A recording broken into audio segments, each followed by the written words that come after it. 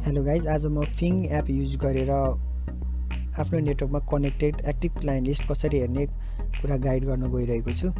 यो मेरो Android phone हुनाले मैले एन्ड्रोइडमा ट्राई गरेर देखाइदिन्छु। हजुरको एप्पलमा पनि त्यही नै हो, सेम मेथड हो। टाइप गरिसकेपछि इन्स्टल गर्ने अप्सन आउँछ, इन्स्टल गर्नुहोस्। मैले चाहिँ पहिले इन्स्टल गरिसके हुनाले चाहिँ ओपन भन्ने अप्सन आयो, मैले ओपन गर्छु। यो एप चाहिँ मैले पहिले युज गरिसकेको थिएँ। एप भनेको चाहिँ नेटवर्क एनालाइजिङ टुल हो के यो। यसबाट हजुरले अब ओपन गरिसकेपछि यो इन्टरफेस आउँछ। कनेक्टेड वाइफाई नेटवर्कमा कुन नेटवर्कमा कनेक्टेड र त्यसको इन्फर्मेसन आउँछ भने अब हामीले क्लाइन्ट लिस्ट हेर्नको लागि चाहिँ स्क्यान फर डिभाइस गर्नुपर्ने हुन्छ। हजुरले 100% हुन दिने हो। यो मेरो हटस्पट हुनाले चाहिँ म मात्र कनेक्टेड छु, त्यही भएर एकजना मात्र देखायो। कनेक्टेड डिभाइसको चाहिँ नाम पनि हजुरले एडिट गर्न मिल्छ। यहाँ मैले नोटेड राख्दै अहिलेलाई। यो डिभाइस अहिले अनलाइन छ, डिभाइस इज अनलाइन भनेर देखाउँछ। अनलाइन भएको डिभाइस, अफलाइन भएको डिभाइसलाई चाहिँ डिभाइस इज अफलाइन भनेर देखाउँछ। त्यसबाहेक चाहिँ हजुरले तल आउनुभयो भने नेटवर्क डिटेलमा चाहिँ फर्स्ट सिन भनेर पनि देखाउँछ। यो कहिले सिन छ यो र कहिले अफलाइन गयो भनेर अफलाइनको लागि चाहिँ त्यो लास्ट सिन पनि देखाउँछ अफलाइन डिभाइसको।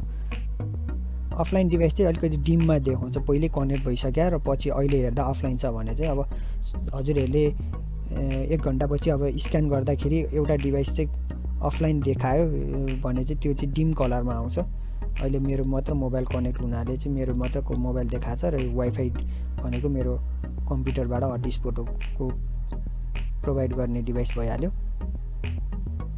यसबाहेक अब हजुरले यो कुरा चाहिँ हजुरले एप स्टोरबाट पनि एप स्टोरमा गएर डाउनलोड गर्नुभयो भने यही कुरा यसरी नै स्क्यान गर्न मिल्छ। विन्डोज र म्याकको लागि चाहिँ हजुरले यो फिङ अफिसियल वेबसाइटबाट आएर डाउनलोड गर्नुभयो भने अनि जिमेल लगइन गर्नुभयो भने चाहिँ मिल्छ युज गर्नलाई।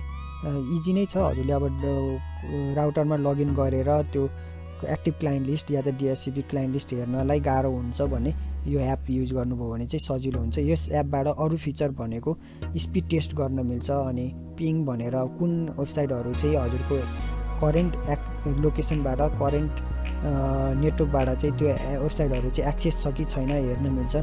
पिङ गरेर हेर्नुहुन्छ। मैले लास्ट टाइम डिएनएस गुगलको डिएनएसमा पिङ गरेर हेरेको थिएँ। पिङ हजुरको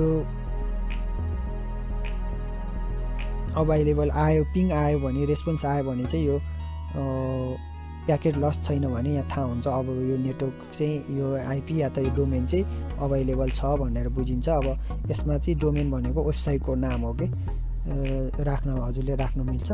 पिङ गर्न मिल्यो। अब ओपन पोर्ट त्यो वेबसाइट या त डोमेनको वेबसाइटको चाहिँ ओपन पोर्टहरू पनि हेर्न मिल्छ। मैले युट्युबमा ट्राई गरेँ, youtube.com गर्नुभयो भने चाहिँ त्यो ओपन पोर्टहरू पनि त्यसबाट देखाउँछ। एचटिटिपी भनेको अब ब्राउजिङको लागि भइहाल्यो। अब एचटिटिपिएस पनि हुन्छ यी सेक्युर कनेक्सनको लागि चाहिँ।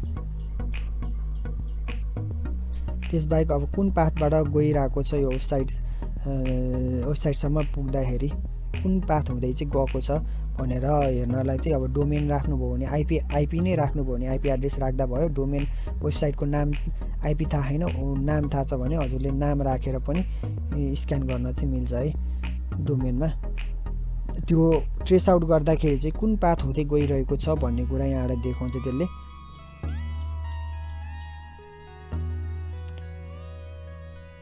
13वटा हप हुँदै गइरहेको छ।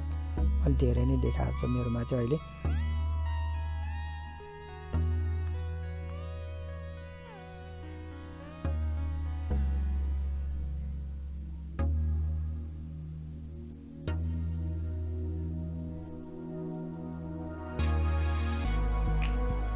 हजुर यसरी स्क्यान गर्नुभयो भने अहिले अब मैले नोट 8 राखेको हुनाले नोट 8 देखायो।